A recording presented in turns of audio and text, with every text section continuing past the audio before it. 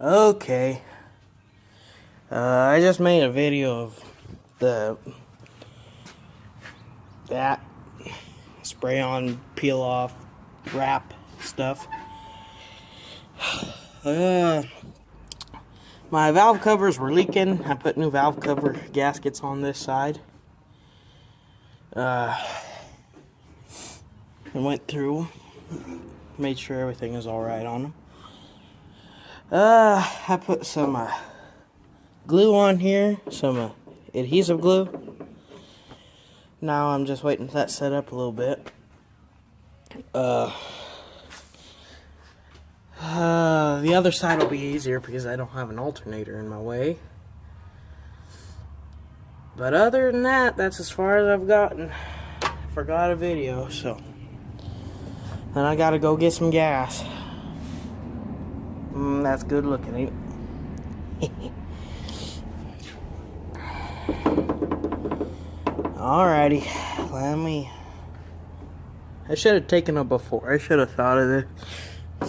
So you could see how much dirtier the valve cover was. Oh wait, I have them in my other videos. Ha!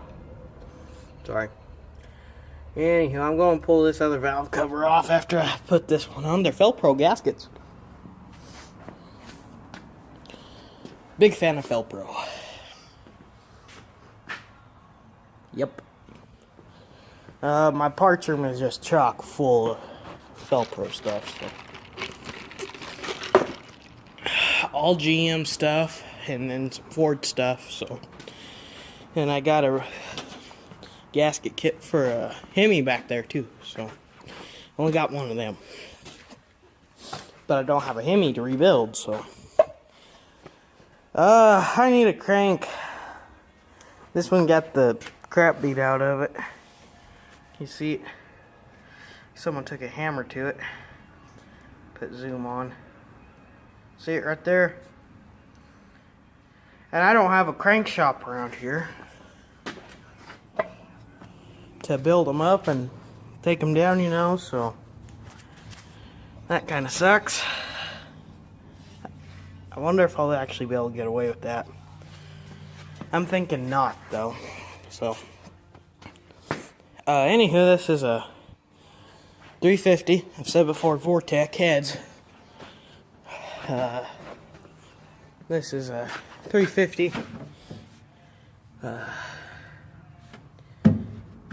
It's a good engine. It got rebuilt about 1,000 miles ago. But I want to stick that thing in here. Because, it'll squeal the tires, but I don't get no smoke out of it. Other than what coming from the engine. And I don't like that, so.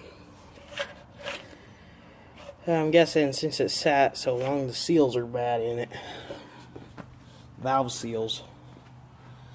But let me get this valve cover on, pull the other one off, and we'll see how she looks like. Or what she looks like. There.